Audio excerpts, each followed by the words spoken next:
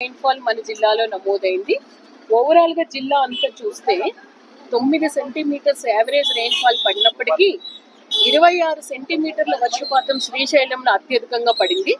తర్వాత వెలుగోడు, ఆత్మకూరు, మహానంది, జూపాడు బంగ్లా, నంద్యాల అర్బన్ లో 12 సెంటీమీటర్ల పైన పడింది. తర్వాత బండి ఆత్మకూరు, రుద్రవరం, నందికొట్కూరు, నంద్యాల రూరల్ 10 సెంటీమీటర్ల పైన పడింది. అంటే దగ్గర మనకి 10 మండలాలు 10 సెంటీమీటర్లు పడిన వర్షపాతం, పైబడి వర్షపాతం నమోదైంది. మన జిల్లాలో మనకి 21 వాగులు ఉన్నాయి. అలాగే నల్లమల ఫారెస్ట్ క్యాచ్మెంట్ కూడా ఉంది. అందులో ముఖ్యంగా 6 వాగులు వచ్చి మన నంద్యాల చామ కాలువలో కలిసి కుందులో మనకి ప్రవహిస్తాయి. కుందు మనకి నిన్నటికి 6,000 క్యూసెక్స్ కెపాసిటీతో ఉండేది. వెలుగోడు రిజర్వాయర్ కి కుషన్ ఉండాలి అన్న ఉద్దేశంతో మరొక 10,000 క్యూసెక్స్ వాటర్ రిలీజ్ చేయడం జరిగింది. ఆ వాటర్ మనకి నంద్యాల చేరడానికి మరొక 2 అవర్స్ పడుతుంది. కాబట్టి కొన్ని ఏరియాస్ కట్ ఆఫ్ అవడానికి అవకాశం ఉంది.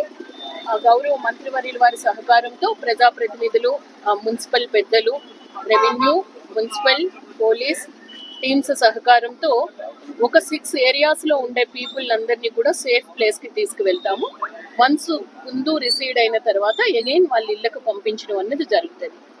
అండ్ మనకి 60,000 హెక్టార్స్ లో మనకి ఈ సంవత్సరం వరి పంట వేసాము. 65,000 హెక్టార్స్ లో మెయిజ్ వేసాము. మెయిజ్ 30% క్రాప్ హార్వెస్ట్ అయింది. రోడ్ల పైన, మార్కెట్ యార్డ్స్, డ్రైయింగ్ యార్డ్స్ పైన మెయిజ్ ఆరబెట్టారు. అది కొంత వర్షానికి తడిచింది. తర్వాత పంట పొలాల్లో కూడా నీళ్లు ఉన్నాయి. రైతులు ఎవ్వరూ కూడా ఎటువంటి ఆందోళన చెందొద్దు. ప్రభుత్వం అన్ని విధాలా కూడా ఎటువంటి సపోర్ట్ ఇవ్వాలో అన్ని విధాలు కూడా ప్రభుత్వం నుంచి సపోర్ట్ వస్తుంది. అలాగే జిల్లా యంత్రాంగం కూడా ఎప్పుడు కూడా రైతుకు ఏ ఇబ్బంది కలగకుండా చూసుకుంటాం. Horticulture, agriculture, sericulture, animal husbandry teams ఫీల్డ్కి వచ్చినప్పుడు ఖచ్చితంగా రైతు సహకరిస్తే ఏ చిన్న నష్టం జరిగినా కూడా మేము నమోదు చేయడం అనేది జరుగుతుంది అని జిల్లా ప్రజలందరికీ కూడా నేను విజ్ఞప్తి చేస్తూ ఉన్నాను. కంట్రోల్ రూమ్స్ అన్ని చోట్ల ఉన్నాయి.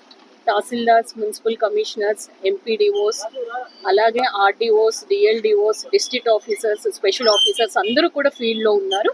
మీకు ఏ చిన్న ఇబ్బంది వచ్చినా కూడా వాళ్ళకి తెలియజేయండి అని మీ అందరికీ కూడా తెలియజేస్తూ గౌరవ మంత్రివర్యుల వారు నిన్నటి నుంచి ఇస్తున్న సహకారానికి కూడా నేను ధన్యవాదాలు తెలియజేస్తున్నాను.